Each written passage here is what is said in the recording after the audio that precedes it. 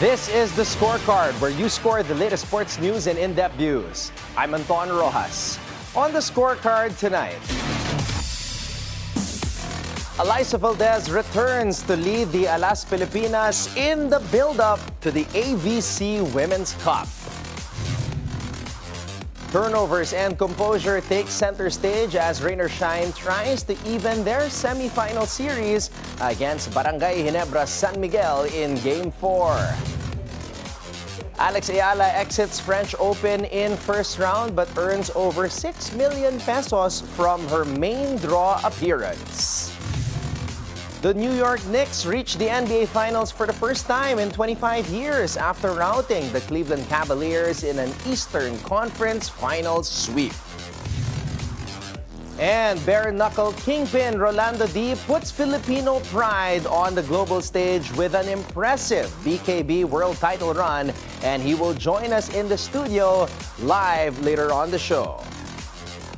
All the headlines and more on the Scorecard tonight, the 26th of May. Now, here's our roundup brought to you by the Philippine Sports Commission, the Philippine Olympic Committee, and the NST-IAC.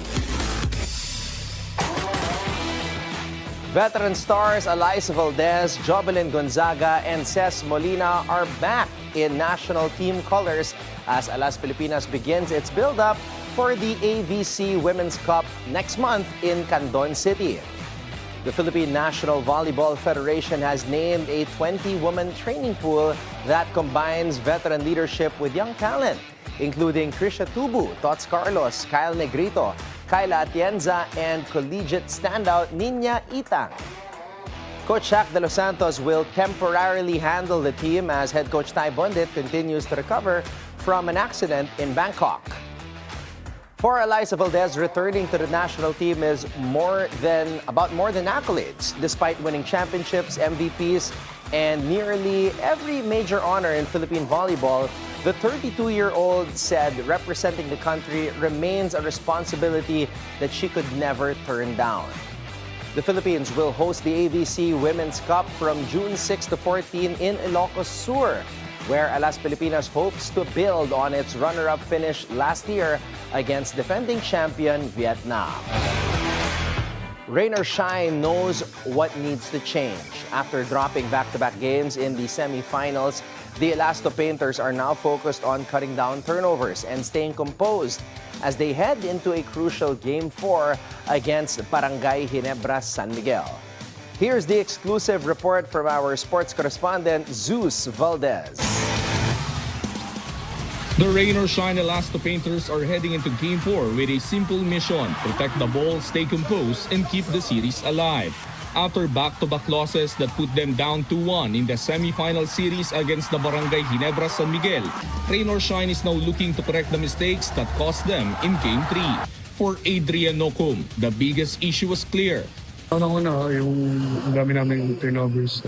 Yung nasabi nga ni Coach, kung sino yung mas matalino, yun yung mag-advance sa semis, sa finals. So, kailangan na mas matalino next game. Rain or Shine committed costly turnovers in Game 3, allowing Ginebra to capitalize in transition and complete a 103-98 comeback win. With the series returning to the Smart Araneta Coliseum, the Rain or Shine Elasto Painters also expect another crowd heavily behind Ginebra, but for Nocum, the challenge is just as much mental as it is physical. Aware naman kami kasi alam naman natin pag Ginebra di ba? So, kailangan namin mas maging composed pa next game para makuha. Jonard Clarito echoed the same message, saying defense and ball security will be their main priorities heading into the must-win matchup. Start kami sa practice yung defense namin, kailangan namin makorek at saka mga turnovers may iwasan namin, so medyo. Clarito added that while Rain or Shine was able to limit Justin Brownlee and RJ Barrientos in stretches, Scotty Thompson stepped up big with 25 points and 5 3-pointers to help Ginebra take control. Now trailing in the series, Rain or Shine faces its biggest test yet, with a chance to even the series or fall one game away from elimination. Game 4 between Rain or Shine and Ginebra is set Wednesday night at 7:30 p.m. at the Smart Araneta Coliseum. Reporting for the Scorecard, Zeus Valdez, Bilyonaryo News Channel. The semi-final battle between the Meralco Bolts and TNT Tropang 5G gets a fresh twist as both teams roll out new imports ahead of Game 4 of the PBA Season 50 Commissioner's Cup. Meralco officially brought in Patrick Gardner as its new reinforcement, replacing Marvin Jones as the Bolts continue their semi-final push. The 6'11" American-Egyptian arrives with experience from the D-League and has also represented Egypt in international competition. Gardner is expected to boost Meralco's front court with added size, rebounding, and interior presence as the Bolts look to even the series. Meanwhile, TNT has chosen Chris McCullough as its replacement import following the injury to Bol Bol. Team manager Jojo Lastimosa said head coach Shot Reyes decided to go with the former San Miguel Beermen reinforcement over newly naturalized Malik Diouf. With both teams making major roster changes, Game 4 now shapes up as a pivotal matchup in the race to the Commissioner's Cup Finals. Filipina tennis star Alex Eala saw her singles campaign come to an end after a straight sets loss in the opening round of the French Open in Paris. Eala bowed to American teenager Iva Jovic 4-6, 2-6 in her first-round match on Tuesday. Despite the early exit, Eala is still set to take home 87,000 euros or more than 6 million pesos in prize money from her main draw appearance. But Eala's run in Paris isn't over yet. She returns to action in the doubles draw alongside Canada's Victoria Mboko. The pair faces a tough opening test against the tandem of Leylah Fernandez and Diana Schneider in the first round of the women's doubles. With its sights set on another Southeast Asian title, Gilas Pilipinas Youth is putting national duty ahead of the Palarong Pambansa. Several of the country's top high school stars, including Chog Moral, Ethan Aguas, Kyle Sardon, Kent Basa, and Jacob Lacson, have skipped this year's Palaro to devote full attention to the national team's build-up for the FIBA Under-18 Asia Cup Siaba qualifiers next month in Thailand.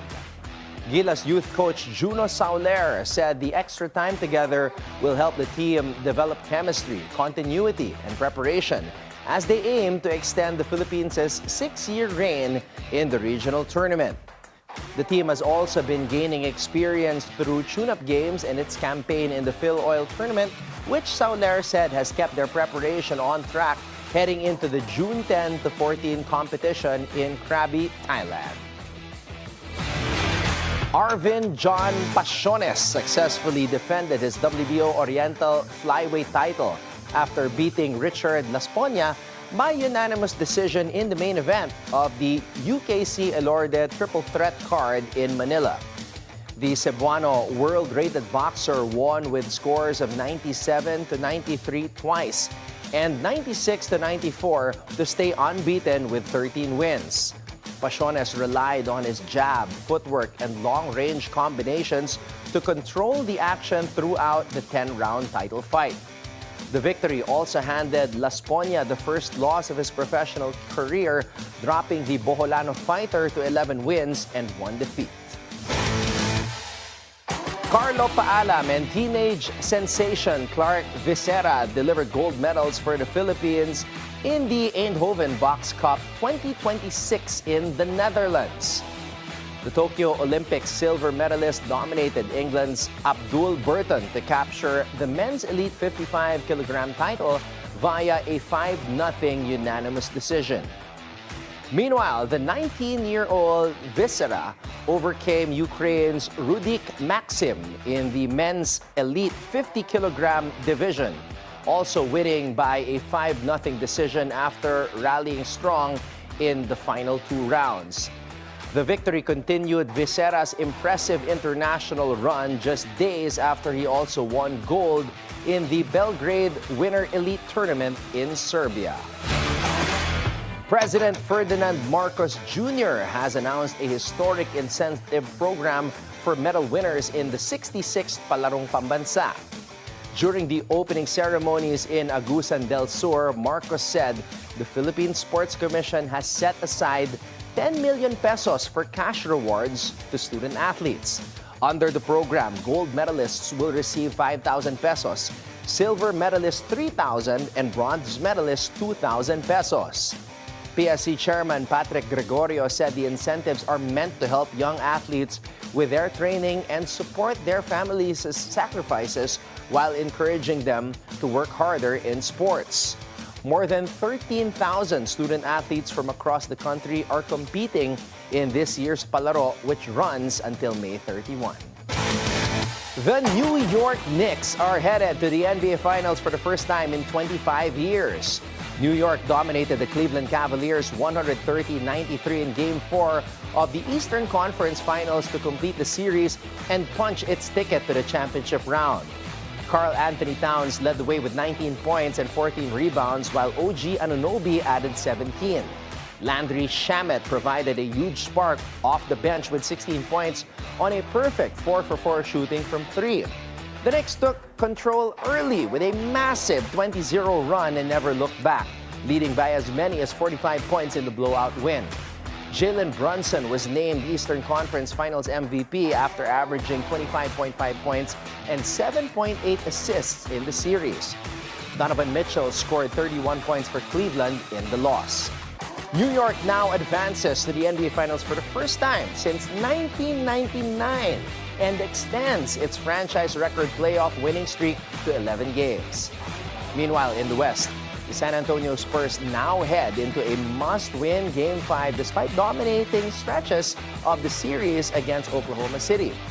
As a former NBA star, Chris Bosh pointed out OKC still holds some home court advantage, giving the Thunder a crucial edge as the series shifts back. The Spurs must win Game 5. They need to come out in Game 5 with the desperation and an urgency like it's an elimination game. Now, why do I say that? The easy reason is because you don't want to play a Game 7 in Oklahoma City. I've played in that gym. It's extremely loud. They have a passionate fan base. And if that team gets on a run, if their home team gets on a run, you won't be able to hear the person right next to you. Up next, from MMA to the world of bare knuckle boxing, Rolando Dy has emerged as one of the Philippines' top combat sports figures. Fresh off a statement win over former boxing world champion Paulie Malignaggi, BKB world champion, he continues to fly the Philippine flag on the global stage. The bare-knuckle kingpin himself, Rolando Dy, will join us in the studio when we return right here on The Scorecard.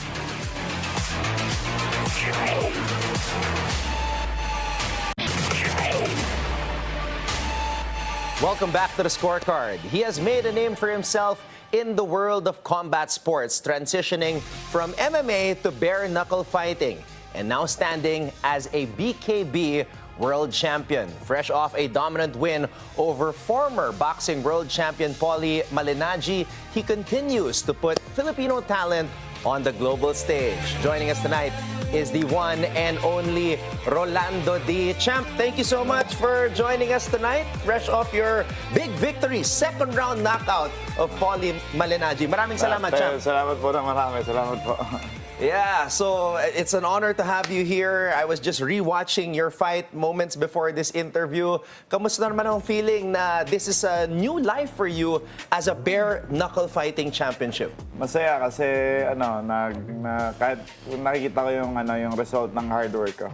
I've been working for 16 years now eh. Tapos sa bare knuckle 3 years. Yeah. So dumaan talaga ako sa sobrang hirap na training. So ngayon, nanyanamnam ko din yung success. Ayoko lang ipasok sa utak ko. Ayoko lang na matulad ako sa ibang champion na lumaki ulo, na winaldas yung kung anong meron sila. So I just make sure na discipline pa rin ako. You have an amazing story. You actually retired in 2022 from mixed martial arts, and at that point, there were questions as to what you would do next. How did you find bare-knuckle fighting? Paano pumasok yung opportunity sa buhay mo after fighting for so long in the realm of mixed martial arts? Nag-retire na kasi pandemic nun, tapos that's my only way to provide for my family. Pandemic, at hindi ako makapag-train na maayos, hindi ako makapag-cross-train, hindi ako makapunta na ibang bansa to train, tapos kaka-open ko lang din ang gym ko. Pandemic, so I need to, kung ano lang yung resources na meron ako ng pandemic. Kaya tuloy-tuloy yung talo ako ng pandemic. Tapos nag-retire ako, last na laban ko sa Kazakhstan. Tapos sabi ko sa misis ko, hindi ko na kaya at this level kung ganito lang training ko. I need to retire. Tapos nga, nag-apply na ako. Marami naman kasi yung resume ko. Marami namang gusto ko sa UAE, Bahrain, tsaka sa Qatar. Okay. Di, okay naman. I think I can provide for my family. Pero ayoko lang talaga malayo sa mga anak ko kasi babies na gusto sa makita lumaki. Then I prayed, then God answered. Na biglang meron nag-message sa akin na, hey, you wanna try bare knuckle boxing? Tapos na yun, nag-main event ako sa BKFC Thailand. Then, I won like 16 seconds, 18 seconds knockout. So, after that, tuloy-tuloy na. Tapos, sinayin ako ng BKB UK, tapos napaglaro din ng US, until naging world champion. Grabe. Tapos ngayon, ninakaut mo si Polly Malignaggi na hindi biro because this guy was a two-division world champion in boxing. And then ngayon, Amir Khan naman, hinahamon ka. So I don't know if that's set in stone already, but exciting times for you in bare knuckle. Pero Gab, and I'm calling you Gab because your real name is Rolando Gabriel Dy. But of course, you're the son of former WBC Super Featherweight champion Rolando Navarrete. Could you give us a summary of why you carry D and not Navarrete? Kasi hindi sila kasal ni Mami, tapos nagsama sila ng like 4 years or 3 to 5 years like that. Tapos nagkaroon sila ng anak na dalawa, which is my older sister tsaka ako. Nung panahon na yun is hindi mo pwedeng wala pa yung batas na i-carry mo yung apelido ng tatay kapag hindi kayo kasal. Na parang 1995 na yata yun na napasa batas. So hindi ako inabutan nun. So kaya D. Plus, kasi alam naman natin history ng dad ko. I mean, he has bad and good history. So medyo hindi lang medyo, yung mom ko is na physically abuse siya, then umalis siya sa dad ko nun. Tapos, nung pag-alis niya, siya na talaga bumuhay sa amin, dalawa ni ate. Kaya di po yung dala ko. Other than the law, tapos mom ko kasi talaga nagpalaki sa akin. Starting like 10 months ako. But did you feel that fighting was in your blood? At what age did you start fighting? In school, like, the moment yata na matuto ko maglakad na, nuntok na nakakalaro ko. Meron akong temper, tapos I enjoy fighting. May panahon na parang natutuwa na ako may pagsuntukan. Wow. Okay, pero paano mo na-control? Kasi syempre sa school, 'di ba, pinagbabawalan 'yon. Paano mo na-control at channel into something legal and it turned into a profession? Actually, late na ako naging professional fighter. Tapos lagi ako na pag-away. Street fighter ako. Tapos problema, lagi na ako barangay. Suspend sa school because of fighting. Then, may kaibigan ako na fan ng UFC. Kasi, ba't hindi ka manood ng UFC? Para sa tingin ko pwede ka na. Nanood ako ng UFC.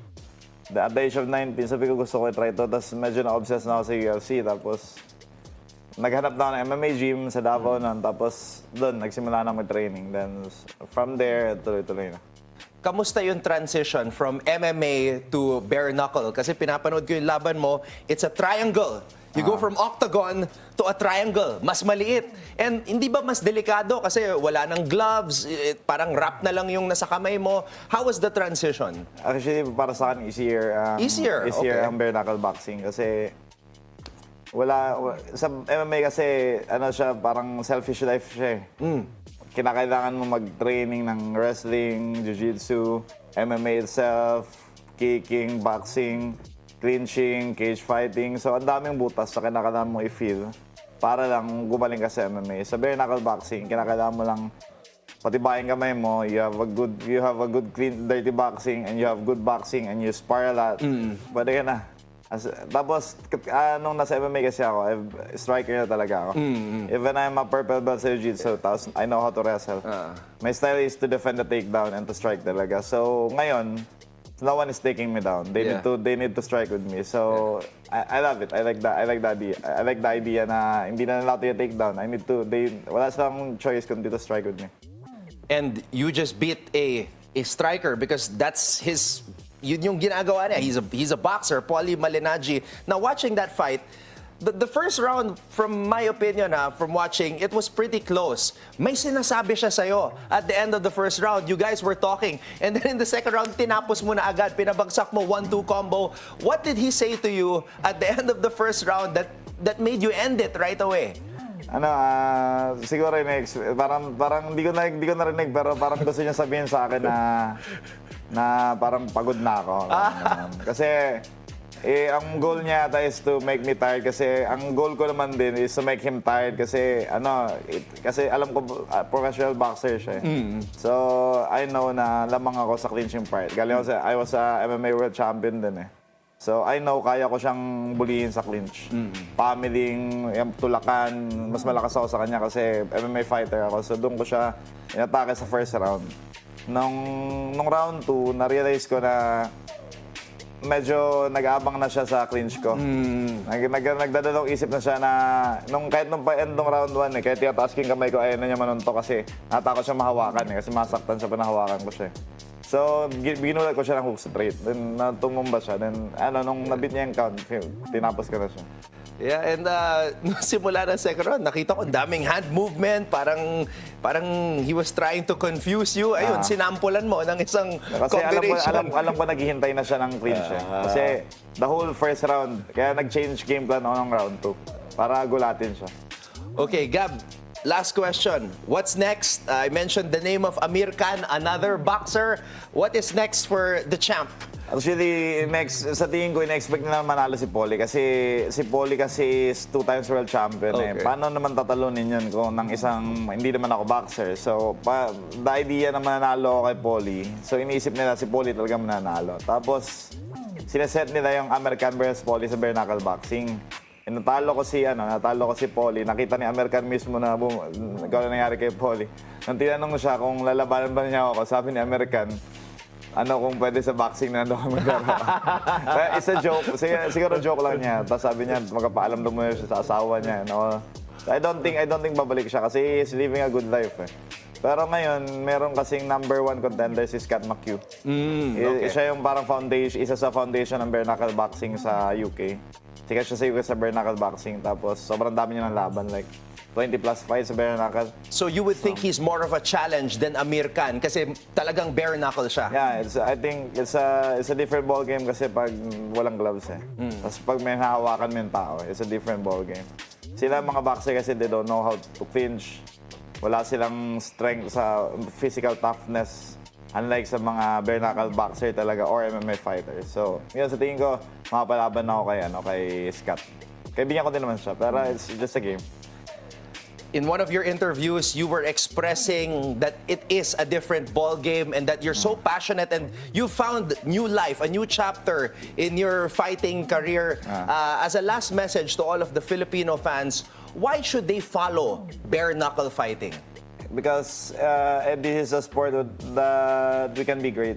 In MMA, marami naman tayong mga magagaling na MMA fighters, but hindi pa rin tayo nagiging sobrang like Khabib, like the Dagestanis, the American wrestlers, wala tayong ganun. So, pero dito sa bare knuckle boxing, I think I can be the Khabib of bare knuckle boxing. Wow! And we can be the Dagestan of bare knuckle boxing, Philippines. So, kasi we fight we like fist fight Wala yata Filipino na lalaki ang hindi marunong may pagsuntukan We like to fight simula pa bata. I think hobby natin yan dati. So I think this is the sport for us and Filipinos should follow this. And sana marami pang fighter ang ma-inspire na pumasok sa bare knuckle boxing because of my victories. Well, we thank you so much for your time and everything you shared. All the best. It seems like it is only the beginning for you. Gab, our champion, bare knuckle champion, world champion, Rolando Dy here on the Scorecard. Maraming salamat. Thank you so much, sir. Yes, sir. Salamat po. Up next, we take a closer look at Game 3 between Rain or Shine and Barangay Ginebra San Miguel. From the hot start of Andre Caracot to the second half collapse, that allowed Ginebra to take control. We'll break down the adjustments, the missed opportunities, and the biggest factors behind Rain or Shine's Game 3 loss when we return right here on The Scorecard.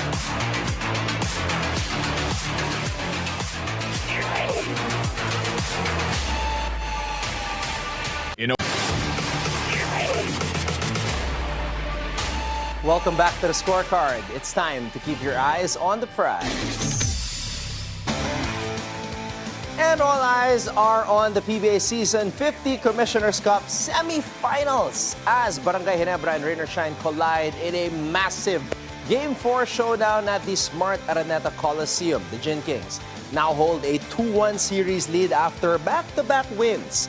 Momentum has clearly shifted to the side of Coach Tim Cohn's squad. But if there's one thing this series has proven, it's that Rain or Shine will not back down without a fight.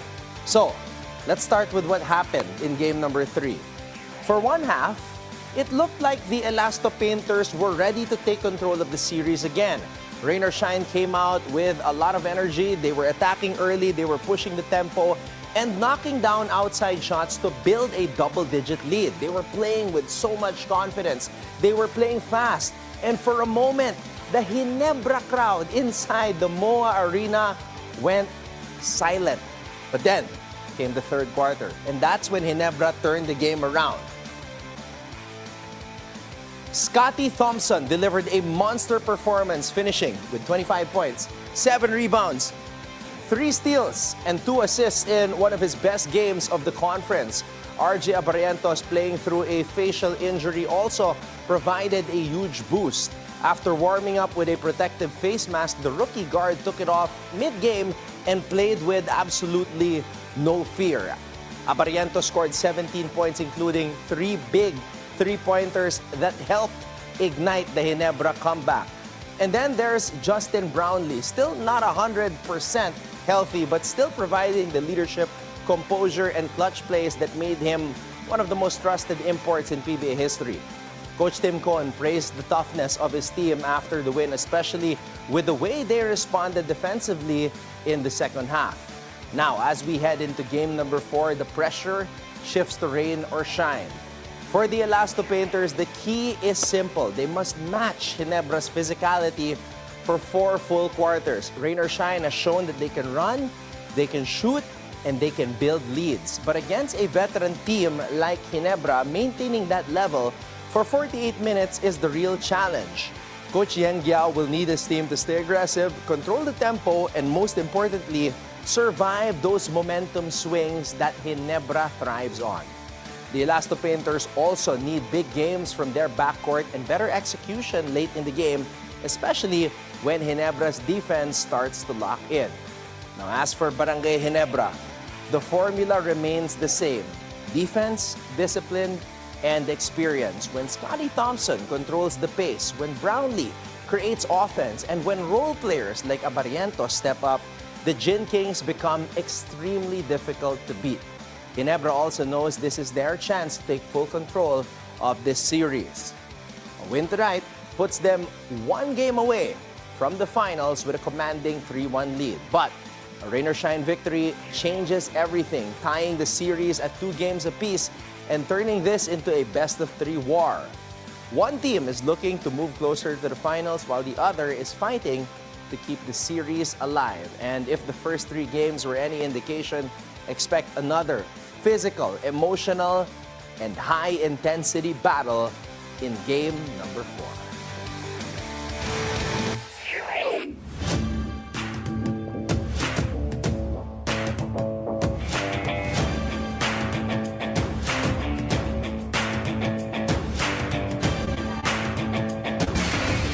And with that, thank you for joining us tonight. We'll see you again tomorrow on The Scorecard, where sports is our business and business is our sport on the Bilyonaryo News Channel. This is Anton Roxas. Have a blessed evening, everybody, and good night.